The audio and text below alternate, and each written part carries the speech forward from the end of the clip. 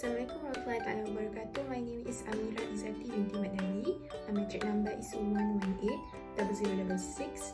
And for today, I would like to present my research proposal on the challenges and coping strategies of workers in the Malaysian animation industry.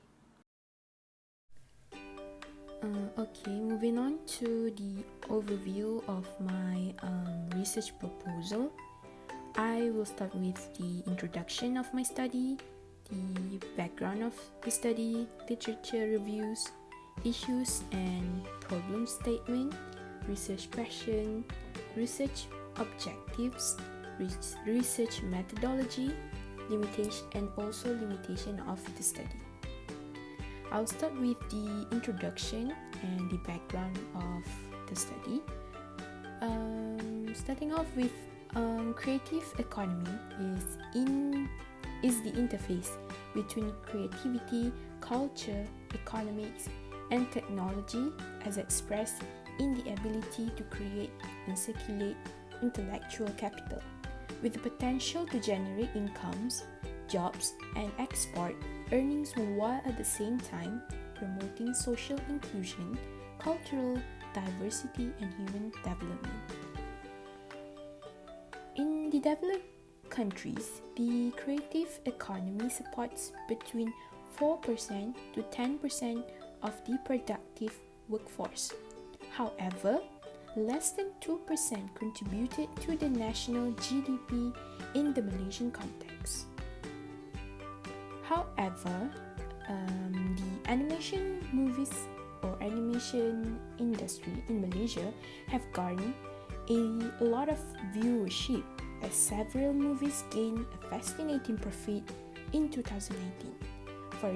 For instances, Upin and Ipin, Keris Yang Tunggal films successfully collected 25 million throughout its showtime 2019. Now, moving on to the issues regarding the studies, the growth of the Malaysian animation industry is a huge achievement. However, according to Arifin 2019, the main obstacle in the production of an animated movie is the large amount of its costs. Another issue relating to the industry is the copyright infringement in Malaysia. Most of the local creative professionals lose their rights and opportunity in the industry. Therefore, an in-depth understanding and investigation is needed to figure out the challenges of working in the animation industry in Malaysia and the workers' welfare of the industry. The future of the local creative industry is indeed bright. However, without further insight of the current situation, the industry will not be able to step forward and pave the way on their growth as a new prospect of the creative industry. Now, moving on to the literature review regarding the Malaysian animation industry. A study by Muhammad Husairi on the Malaysian animation production, Didi Animation Studio Sdn Bhd and Les Kopak Sdn Bhd has a considerably challenge, especially in marketing, distribution, and production of animation products in Malaysia. One of the challenges that he highlighted is the society's stereotypes about Malaysian products. It was only after 5 years that it was said that the animated series Upin and Ipin received a great response among the children and the Malaysian community in general.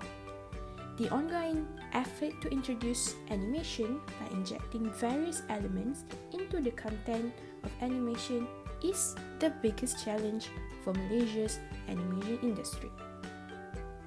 On the other hand, Au Yong in 2019 on his study on unlocking the potential of a creative economy and policy point out on the incentives provided to the industry have recorded success in the last few years, as the industry players have been utilizing intellectual property rights fully and expanding to film, mobile apps, games, licensing, and merchandising. He also mentioned on the industry, even though it has developed well, especially on the export market, there are still challenges that need much attention, such as awareness and enforcement issues. Moving on to the challenges working in the animation sector. A study by Atif and Ibrahim 2020 mentioned a lot about the challenges of animators working in Egypt. A great percentage of Egyptian animators are graduated from technical secondary school, which is a disadvantage since animation field is a refined one that needs employees with higher education, and there is a strong relation between education and animation career. Furthermore, most of the Egyptian current animators are male, not female, as female animators are exposed to some problems such as sexual harassment and the nature of animation job which does not meet the work habits of a female employee. Sometimes there is no career path in animation profession. The fact that it represents a real problem for Egyptian animation staff that leads to youth discouragement to join such career, especially there is no support from the authorized association and the Egyptian government to attract young people to join such career. Animators also did not receive any training or animation skill development courses. Few of them only received training through their personal efforts and on their account. Based on these reviews, it can be concluded that challenges working in the animation industry, which include such as education background, gender preference, underpaid issues, discrimination, and work-life balance. Regarding the solution to overcome the issues, an example is an empowerment program by the Bali Sustainable Creative Supply Chain Industry, UTV. UTV is a program intended for students at public and private university, aims to prepare students with all soft skill and hard skill before entering the creative industry, and later being able to contribute to empowering the surrounding community. Moving on to Aoyang, in his study, he also mentioned that in the creative industry, human capital is still an essential area of concern on the creative aspect, and the discipline work hard for achievement. Next, I'll present the research objective and research question. The research objective of the study is to identify the challenges facing by animation workers. Second is to examine the ways to overcome daily challenges on working in the new media industry. Research question: what are the challenges in the Malaysian animation industry, and how do they cope with these challenges? Is research methodology. This study used qualitative approach, which we will gather insights from participants with a profound overview of their knowledge, expectations, and perspective working in the local animation sector. Interpretation through the coding method. Regarding participants and setting, government-based or freelancers, local animators who involved in producing, manufacturing, and creating animation for any purposes. Participants are graduates from digital animation courses in Malaysia.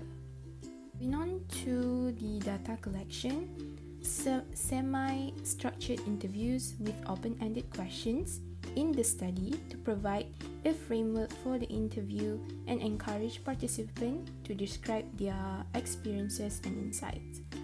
Conducted via online video calling program of the participants' choices. Each was audio recorded for further analysis. Last but not least is the limitations of the study. The following limitations were noted with this study. Participants chose to be involved in the interviews and may have characteristics inherent in their decision to participate that causes them to be different than others in the population. Participants may have self-selected to participate because they were dissatisfied with their experiences or wanting to voice out their views on the study. Here are the list of references related to the presentation. That is all from me. Thank you for paying attention and thank you again.